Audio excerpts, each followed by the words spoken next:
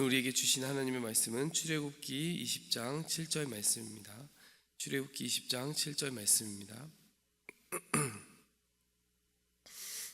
한 절만 읽도록 하겠습니다. 나는 내 하나님 여호와의 이름을 망령되이 부르지 말라. 여호와는 그 이름을 망령되게 부르는 자를 죄 없다 하지 아니하리라.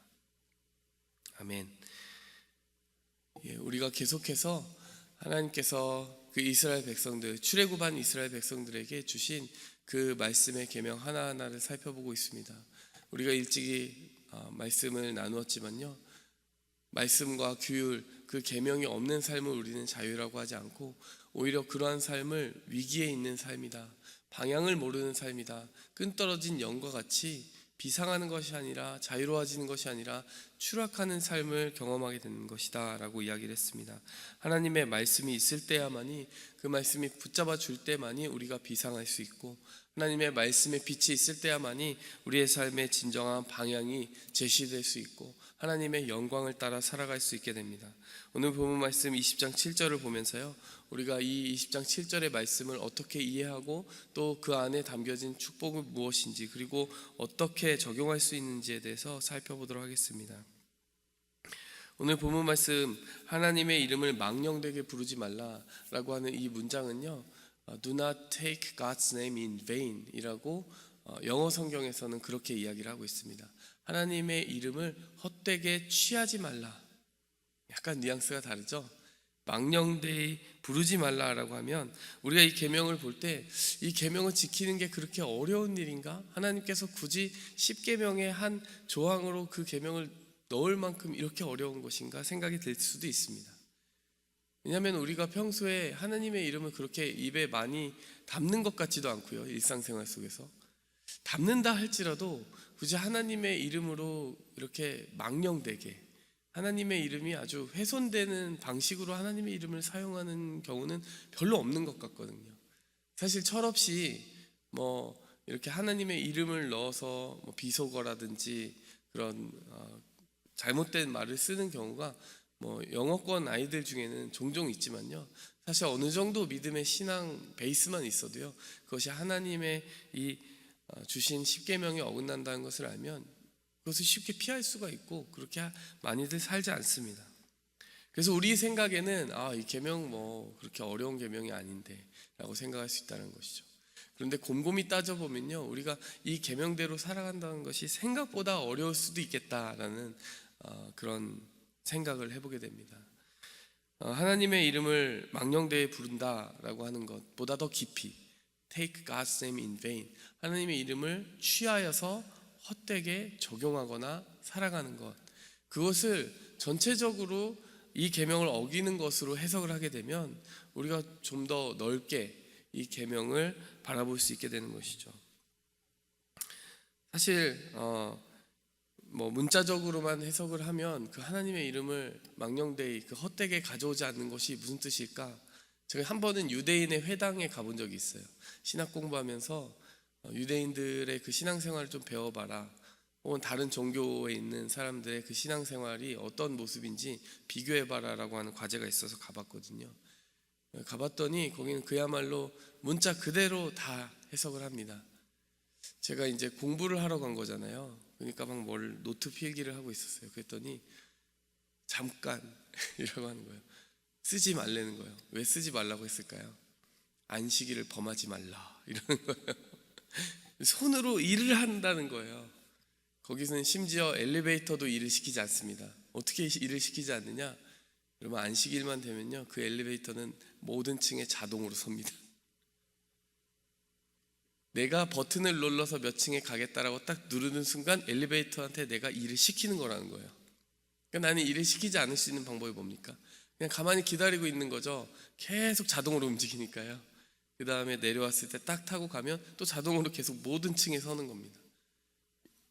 그 회당이라서 그런가 이런 생각을 했는데요, 나중에 보니까 제가 병원에서 원목으로 일할 때 보니까요, 그 병원 엘리베이터도 2개 중에 하나가 그렇게 움직이고 있더라니까요. 제일 중요하고 응급하고 긴급한 병원조차도요, 토요일은 그렇게 움직이고 있어요. 거기에 유대인의 그 비중이 많기 때문에 그렇게 하고 있는 것 같습니다. 하나님의 이름을 기록하지 헛되이 하지 말라라고 하는 계명은 그들은 어떻게 지키느냐? 제가 성경을 딱 펴는데요, 유대인 성경 보고 깜짝 놀랐습니다. 뭐가 잘못 적혀 있나 이런 생각을 했어요. 보통 G-O-D 이렇게 써야 되잖아요. 근데 G하고 슬래시하고 D라고 적혀 있는 거예요. 이건 뭐지? 이런 생각을 했어요. 이거 물어봤죠. 이게 뭐냐고. 하나님의 이름이라서 그걸 다 적을 수가 없다라는 거예요. 그래서 O를 빼놓고 거기다가 이렇게 슬래시를 해놓은 거죠. 여러분 실제로요, 여호와라는 이름이요, YHWH라고 돼 있잖아요. 여러분 한 가지 이상하지 않습니까? 모음이 없어요. 자음만 있습니다. 근데 실제 히브리 사람들이 자신들의 전통 속에서요, 그 자신들이 그 대대로 물려온 그 말씀에 기록된 하나님의 이름을 어떻게 기록했느냐? 그렇게 자음만 가지고 기록을 했어요. 모음이 있어야 발음을 할 텐데, 그리고 히브리어 그 책에는 모음이 있는 그런 언어 체계인데 왜 모음이 없었을까? 어떻게 이해를 하겠습니까? 그 사람들이 생각하기에 하나님의 이름을 발음하는 순간 하나님의 이름에 대한 어떤 경외감을 떨어뜨린다는 거예요. 망령되게 부를 수 있는 소지를 제공한다는 거예요.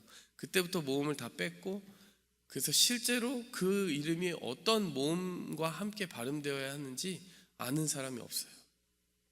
그래서 적당하게 예상되는 모음을 넣어서 야훼 혹은 여호와라고 하는 그런 이름의 발음들을 만들어냈는데, 그것이 실제로 하나님께서 주셨던 그 고대에 주셨던 모세에게 주셨던 그 이름의 발음과 같은지는 아무도 알지 못한다는 거예요. 왜? 그들이 하나님의 이름을 경외하기 위해 마치 지금 현대에서도 오를 빼는 것처럼 그 모음을 뺐기 때문에 그렇다는 것이죠. 과연 그것이 우리가 하나님의 이름을 경외하고 하나님의 이름에 합당한 존경을 보이는 방법일까요? 그렇게 하는 것이라면 뭐 생각보다 어렵지 않을 수도 있어요. 그냥 규칙만 잘 지키면 되죠. 근데 사실 오늘 이 본문 말씀은요, 조금 더 깊은 의미 가운데로 우리를 초대한다라고 저는 생각합니다. 여러분, 이 십계명의 말씀이요, 십계명으로만 보이지 않고 주기도문과 함께 보면 조금 의미가 더 다가옵니다. 하늘에 계신 우리 아버지요, 그리고 우리가 어떻게 기도합니까? 이름이 거룩히 여김을 받으시오.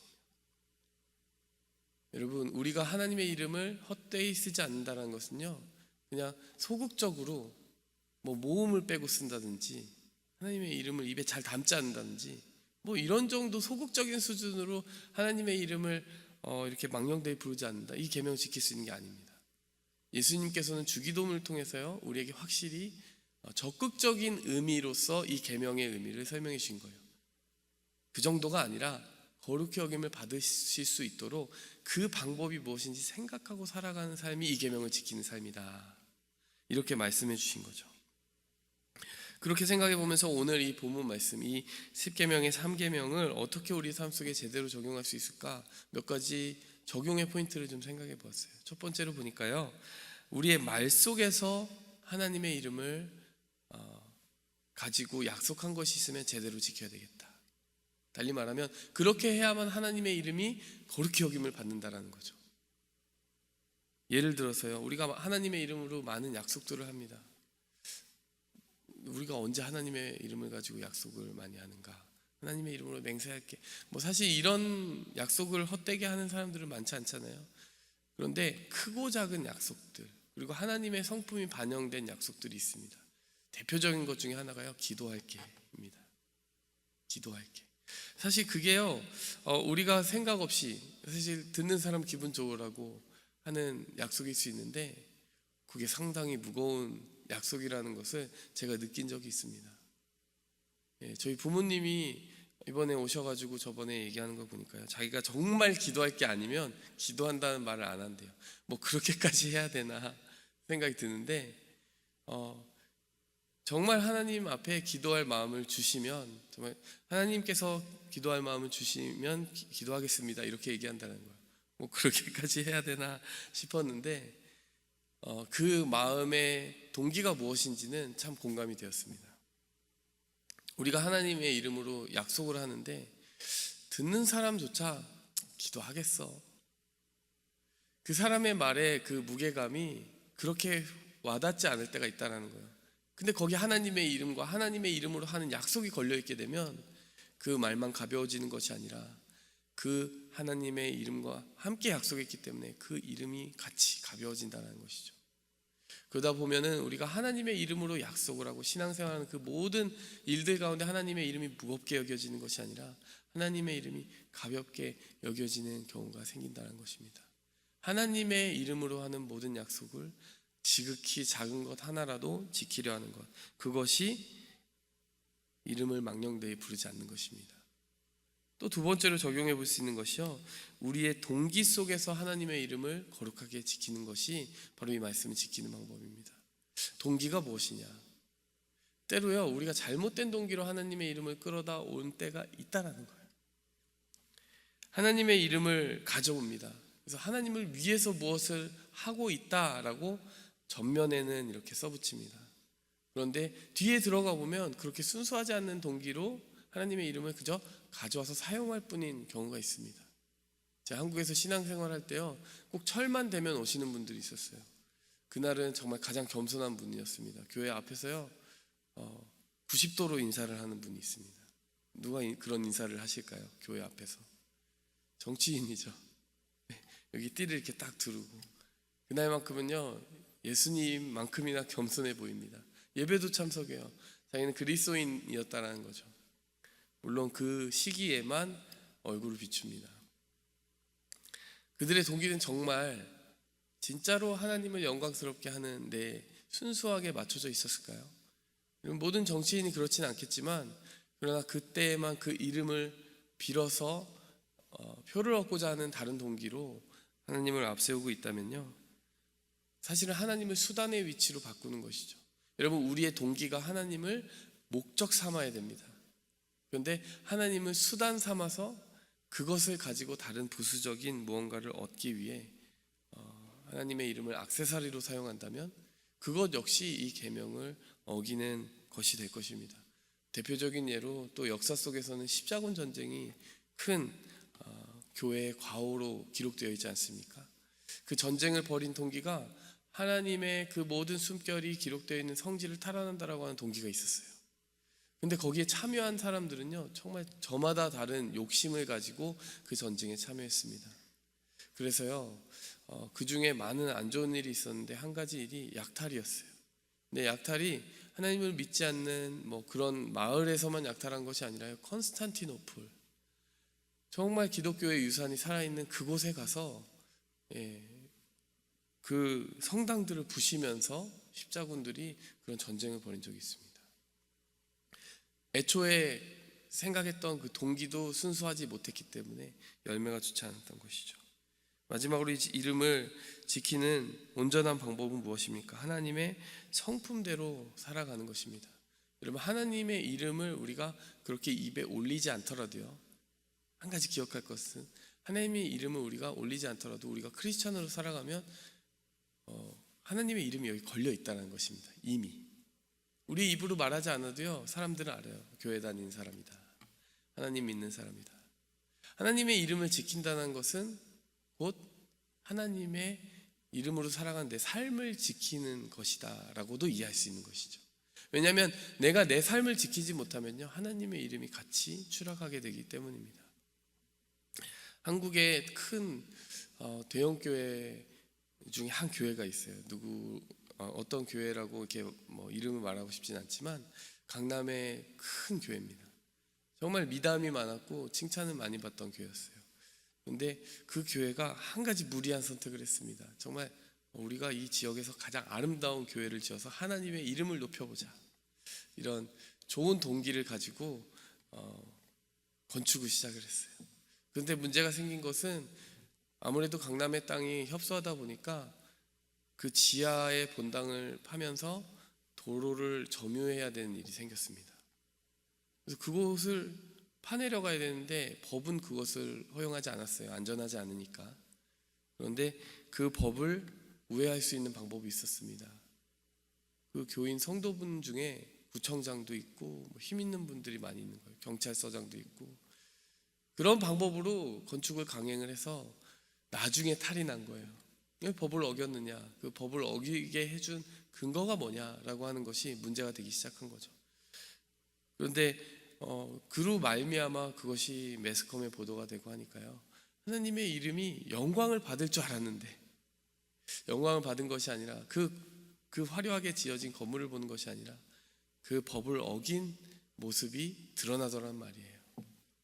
그래서 나중에 그 교회가 건축을 다 마치고 나서 이렇게 긴 플랜카드를 써놨습니다. 왜냐하면 하나님이 하셨습니다. 하나님의 이름을 앞에다 내세우고 하나님이 하셨다라고까지 또 광고를 해요. 그런데 그걸 보는 사람들이 하나님이 불법을 하셨구나 라고 생각을 하면서 속으로 여러 가지 시험을 받았다는 것이죠. 근데 그것이 믿는 사람들에게는 어찌어찌 소화가 되는 문제인지 몰라도 믿지 않는 사람들이 하나님을 이해하고 하나님의 성전에 와서 복음을 듣는 기회를 막는 그런 결과로 이어지게 되는 것을 보았습니다. 그러면서 참 안타까운 생각을 하게 됐고, 오늘 이 본문 말씀은 어떻게 우리의 삶에 적용할 수 있을까라는 적용점이 좀 떠오르게 되었어요. 하나님의 이름을 걸고 살아간다는 것은요, 하나님의 이름을 내가 생각하기에 화려한 방식으로 높인다, 그것이 아니라 하나님의 성품에 합당한 삶을 살아감으로써 하나님을 높인다라고 이해해야 되는 것이구나, 이런 생각을 하게 된 것이죠. 세상 사람들이 보기에 이렇게 성공한 사람들을 우러러본다고 해서 성공이 곧 십자가의 복음과 일치될 수 없다는 거예요. 우리는 십자가의 성품, 그 모든 것을 내려놓고 희생하며 살아갈 수 있는 그 그리스도의 향기를 품고 살아가는 삶을, 이 말씀을 지키는 참된 방법으로 이해하고 살아가야 된다는 것입니다. 여러분, 이렇게 하나님의 말씀, 하나님의 이름을 지키며 살아간다는 것이 때로 단순하지가 않습니다. 그 말씀이 생각보다 무거울 수도 있습니다. 우리가 그 이름을 걸고 살아가고 있기 때문입니다. 우리의 입으로서, 우리의 동기로서, 우리의 삶으로서 그 어떠한 삶의 형편에 있든지 하나님의 이름을 존귀하게 여김받게 하는 그런 삶을 우리가 살 수 있기를 바랍니다. 함께 기도하겠습니다. 하나님 아버지, 감사합니다. 우리가 무엇이건데 하나님, 우리에게 하나님의 이름을 정말 걸고 살아갈 수 있는 영광을 주십니까? 하나님, 그 영광을 우리의 가장 귀한 특권으로 알고 보배와 같이 그 이름을 지킬 수 있는 우리의 마음으로 지켜주시옵소서. 예수님의 그 모든 흔적과 향기와 복음의 내용들이 나타나는 삶으로 말미암아 자연스럽게 우리가 하나님의 이름을 거룩히 여김받게 하는 삶을 살기에 부족함이 없도록 우리를 지켜주시옵소서. 모든 말씀 예수님의 이름으로 기도하였습니다. 하늘에 계신 우리 아버지여, 이름이 거룩히 여김을 받으시오며 나라에 임하옵시며 뜻이 하늘에서 이룬 것 같이 땅에서도 이루어지이다. 오늘날 우리에게 일용할 양식을 주옵시고 우리가 우리에게 죄 지은 자를 사하여 준 것 같이 우리 죄를 사하여 주옵시고 우리를 시험에 들게 하지 마옵시고 다만 악에서 구하옵소서. 대개 나라와 권세와 영광이 아버지께 영원히 싸움나이다. 아멘. 오직 주의 사랑에 매여 내 영 기뻐 노래합니다. 이 소망의 언덕 기쁨의 땅에서 주께 사랑드립니다. 오직 주